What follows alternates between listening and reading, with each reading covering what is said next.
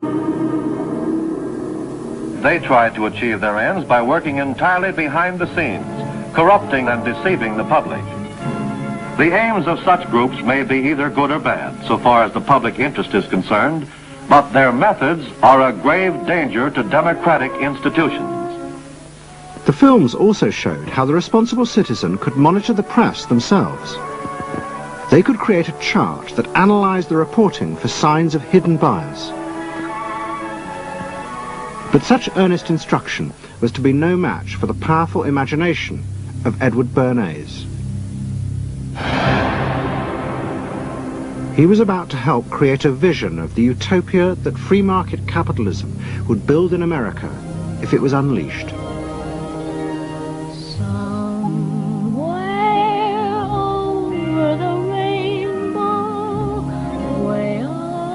In 1939, New York hosted the World's Fair. Edward Bernays was a central advisor. He insisted that the theme be the link between democracy and American business.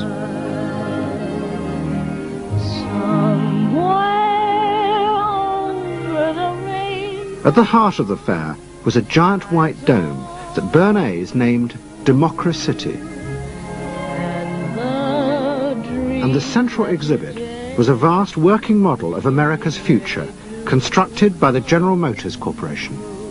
To my father, the World's Fair was an opportunity to keep the status quo, that is, capitalism in a democracy. Democracy and capitalism, that marriage, right, linking, just like that.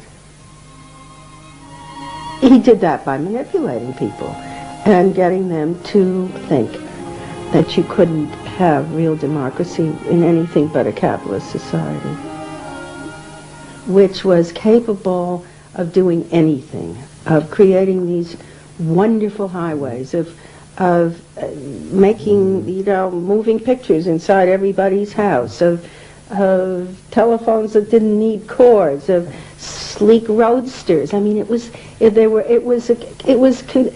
consumerist, but at the same time, you inferred that in a funny way, democracy and capitalism went together. The World's Fair was an extraordinary success and captured America's imagination. The vision it portrayed was of a new form of democracy, in which business responded to people's innermost desires in a way politicians could never do.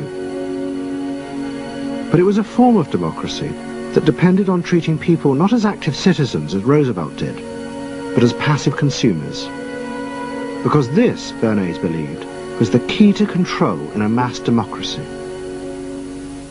It's not that the people are in charge, but that the people's desires are in charge.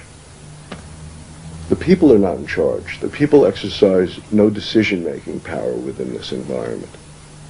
So democracy is reduced from something which assumes an active citizenry to the idea of the public as passive consumers.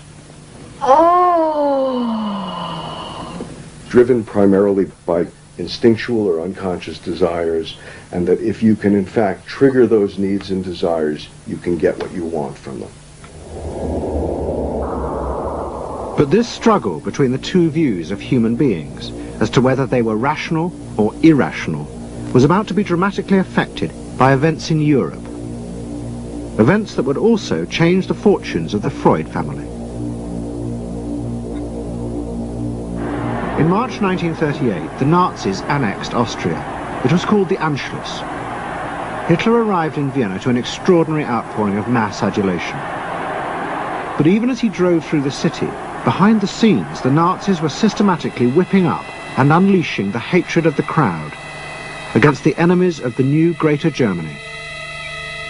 The Anschluss was a kind of explosion of terrible hatred against the enemies, the so-called enemies, or whatever they considered enemies, against the Jews totally, and also against a lot of very distant Austrians who had opposed the Nazis in Austria. They said it's legitimate, now you can do what you want, so they did it. Stealing, robbing and killing, I can't say it otherwise. And human depravity, of course, is always very near to normal behavior. It can change very quickly.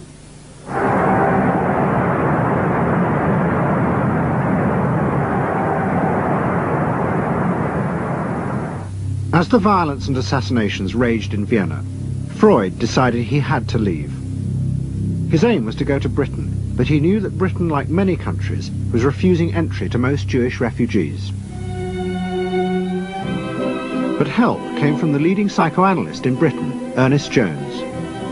He was in the same ice skating club as the Home Secretary, Sir Samuel Hoare, and Jones persuaded Hoare to issue Freud a British work permit. And in May 1938, Freud, his daughter Anna, and other members of his family set off for London.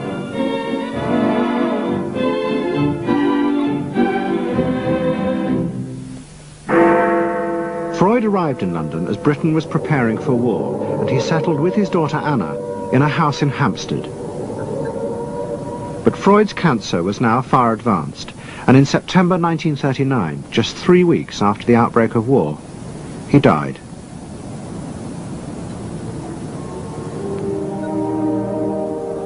The Second World War would utterly transform the way governments saw democracy and the people they governed.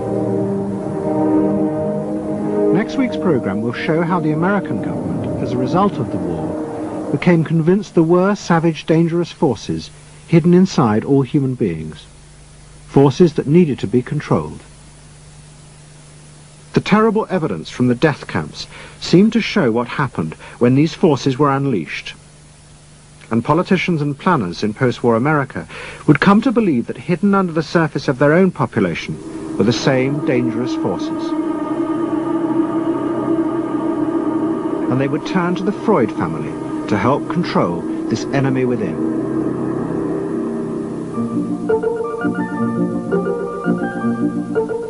And ever adaptable, Edward Bernays would work not just for the American government, but the CIA.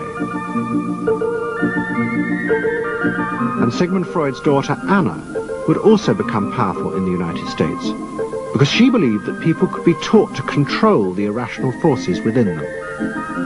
Out of this would come vast government programs to manage the inner psychological life of the masses.